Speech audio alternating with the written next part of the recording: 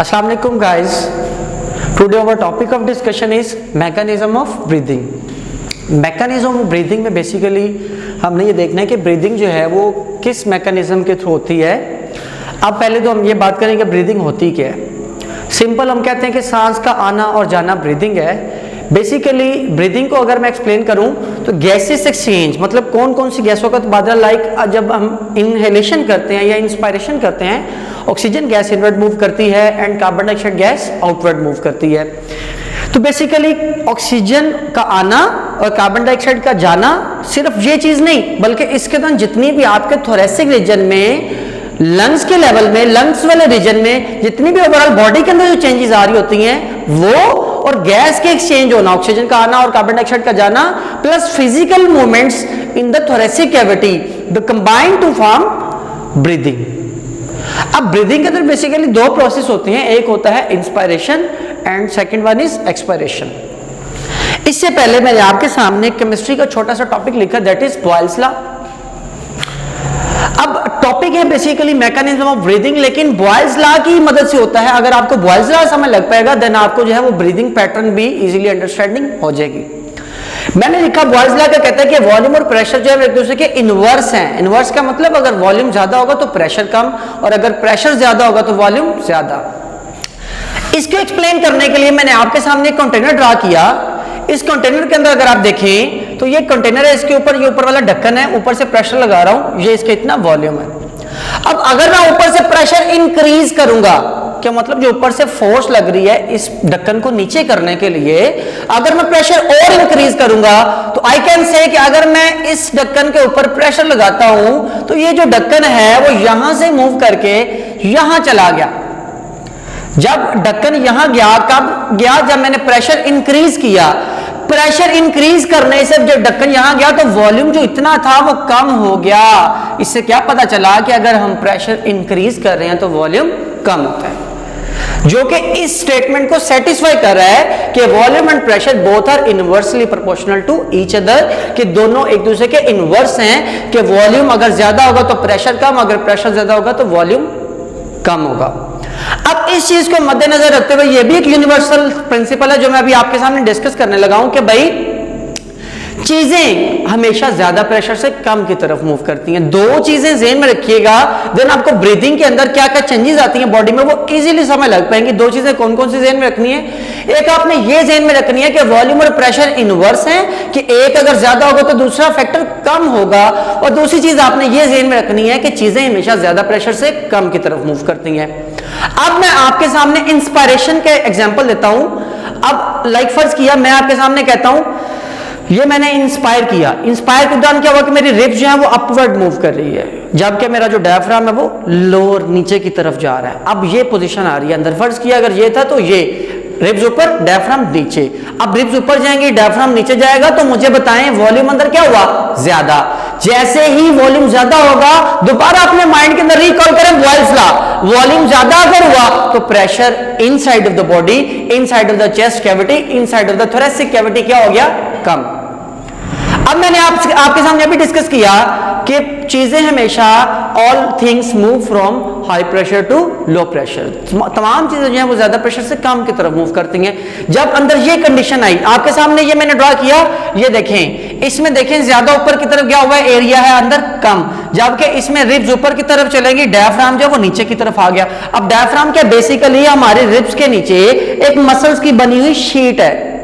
मैंने पिछले लेक्चर में भी डिस्कस किया था कि बेसिकली जब हम अगर कुर्बानी करते हैं तो उसके अंदर बेसिकली जब हम एक जानवर के इंटेस्टाइन्स और स्टमक वगैरह को रिमूव करते हैं तो ऊपर हमें लंग्स या हार्ट की तरफ या लिवर की तरफ मूव करने से पहले एक पर्दा होता है जिसे हम कहते हैं मस्कुलर शीट। मस्कुलर शीट को रिमूव करके फिर हम आगे मूव करते हैं। जो मस्कुलर शीट है दैट इज डायफ्राम। डायफ्राम एक मसल्स की बनी हुई शीट है जो कि थोरेसिक कैविटी को एब्डोमिनल कैविटी से अलग करती है। अब ये जो थोरेसिक कैविटी के नीचे लोअर साइड पर एक डायफ्राम मस्कुलर शीट है, ये जब नीचे की तरफ मूव करेगा, मस्कुलर शीट नीचे आएगी और रिब्स ऊपर जाएगी तो अंदर वॉल्यूम इंक्रीज होगा। अब वॉल्यूम इंक्रीज हुआ और प्रेशर कम हो जाएगा। अब अंदर प्रेशर कम हो गया, बाहर प्रेशर जितना था उतना ही, तो मतलब बाहर की निस्बत अंदर वाला प्रेशर कम, बाहर ज्यादा, तो एयर खुद ब खुद, क्योंकि हमारा एक सिंपल प्रिंसिपल है all things move from high pressure to low pressure, तो चीजें हमेशा ज्यादा से कम की तरफ मूव करती हैं, गैसेस भी ज्यादा से कम की तरफ मूव करते हैं, तो जो बाहर गैस है एटमॉस्फेयर में वो इनवर्ड मूव कर जाएगी।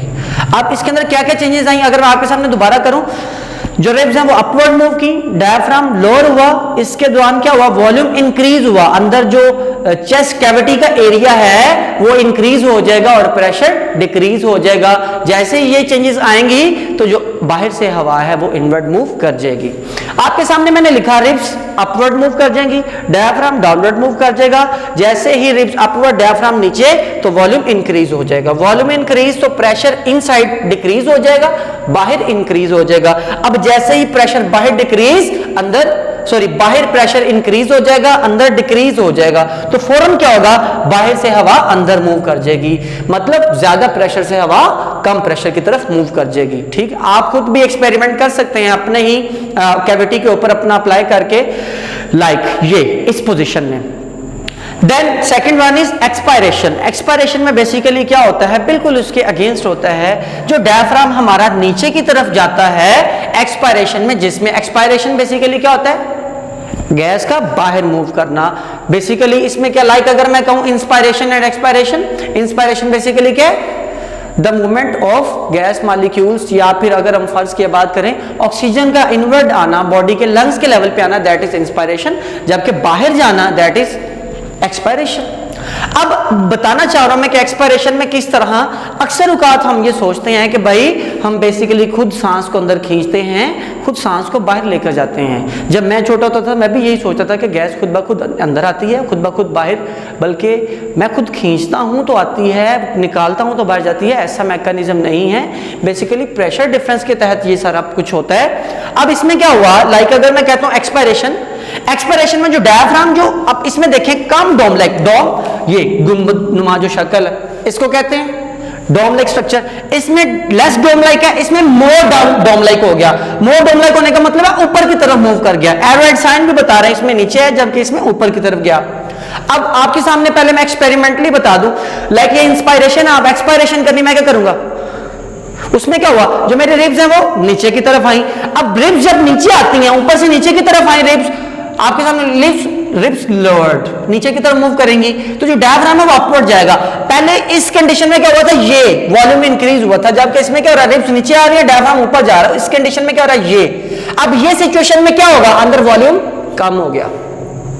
Again repeat your Boyle's law which say that volume and pressure are inverse to each other. If volume increase, pressure will be decreased. अब इस कंडीशन में क्या मैंने आपके सामने जिक्र किया कि जब रिब्स नीचे आएंगे डायफ्राम ऊपर जाएगा, अंदर वॉल्यूम हो गया कम। जब वॉल्यूम कम हो गया तो वॉल्यूम का कम होने से दूसरी चीज अंदर क्या ज्यादा हो गई, प्रेशर अंदर ज्यादा हो गया।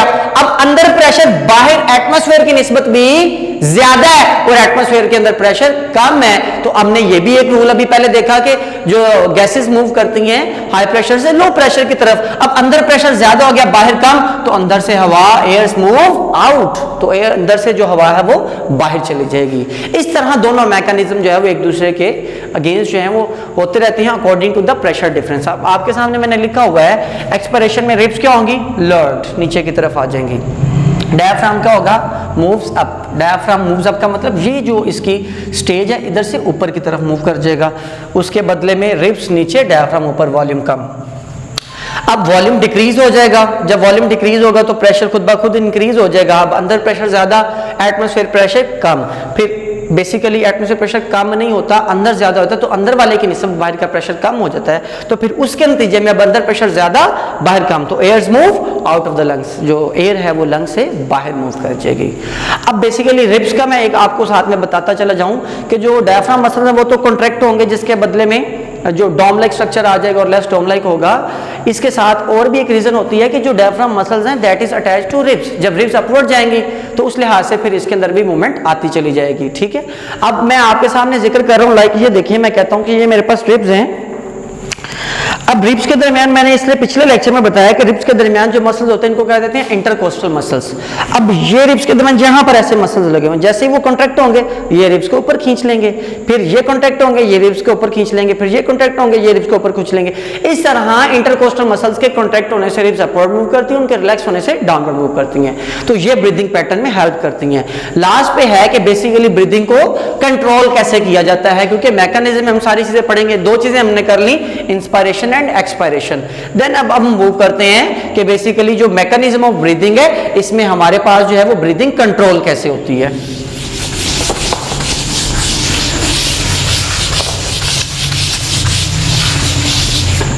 बेसिकली ब्रीदिंग को कंट्रोल करने के लिए हमारे ब्रेन के अंदर एक सेंटर पाया जाता है जिसको कहते हैं रेस्पिरेटरी सेंटर।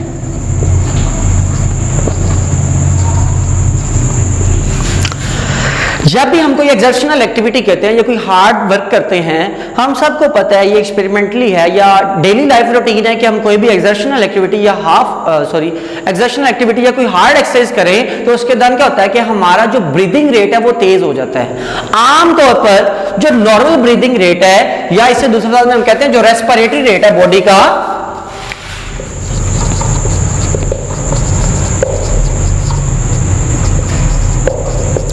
तकरीबन होता है 16 to 20 टाइम्स पर मिनट। लेकिन अगर हम कोई हार्ड या एक्सर्शनल एक्टिविटी करते हैं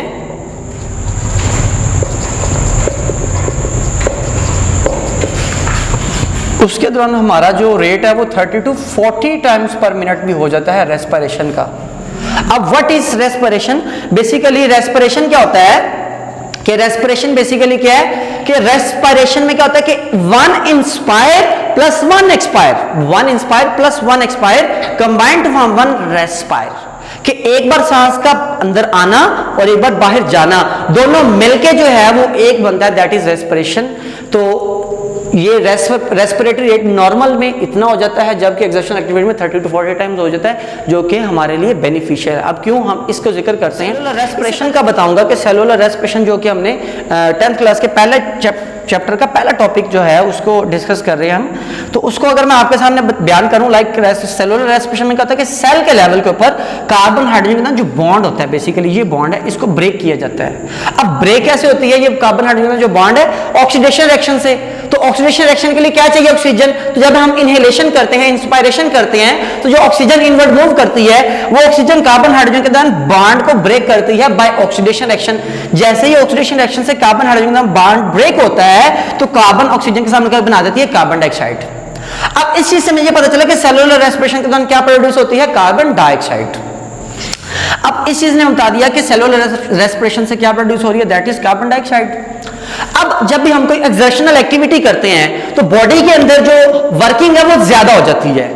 अब वर्किंग ज्यादा करने के लिए मुझे बेसिकली क्या ज्यादा चाहिए? एनर्जी ज्यादा चाहिए। तो ये सेलुलर रेस्पिरेशन उसमें जब बॉन्ड ब्रेक होता है तो उससे जो एनर्जी प्रोड्यूस होती है एटीपी या जो भी एनर्जी प्रोड्यूस होती है उसको एटीपी में कन्वर्ट किया जाता है। तो अब जब एक्सर्शनल एक्टिविटी करनी मुझे एनर्जी ज्यादा चाहिए, तो एनर्जी ज्यादा कब मिलेगी? जब carbon hydrogen bond oxidation reaction से ज्यादा ब्रेक होगा, फिर एनर्जी ज्यादा रिलीज होगी और मुझे ज्यादा मिलेगी, फिर मैं एक्सर्शनल एक्टिविटी या हार्ड एक्टिविटी कर सकूंगा।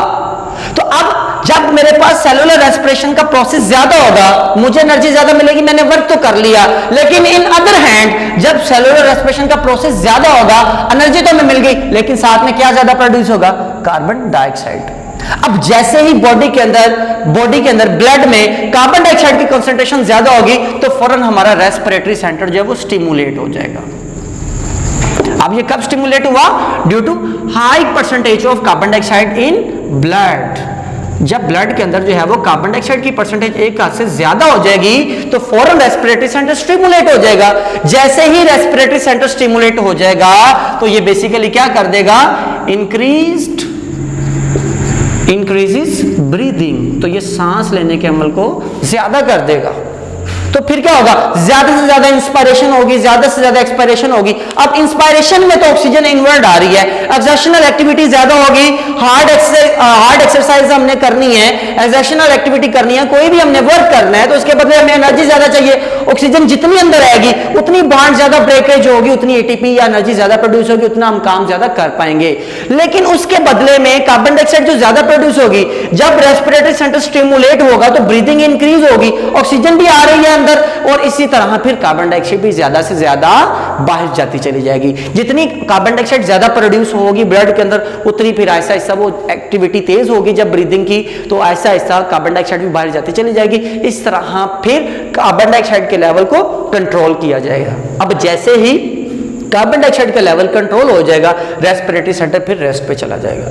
इसी तरह फिर जब कार्बन डाइऑक्साइड की कंसंट्रेशन अगर बॉडी में ज्यादा होगी, फिर ये स्टिमुलेट होगा, फिर ये ब्रीदिंग को इंक्रीज करता चला जाएगा। तो इस तरह हमारी ब्रीदिंग जो है वो रेस्पिरेटरी सेंटर की मदद से कंट्रोल होती है। आपको मेरा टॉपिक उम्मीद करता हूँ अच्छा लगा होगा। इसके अलावा आपको कोई भी मेरे टॉपिक के अंदर क्वेश्चन हो, आप कमेंट सेक्शन में जाकर लाजमी बता सकते हैं। और आप लोगों से ये अर्ज है कि आप मेरे यूट्यूब चैनल को लाजमी सब्सक्राइब करें। बहुत शुक्रिया।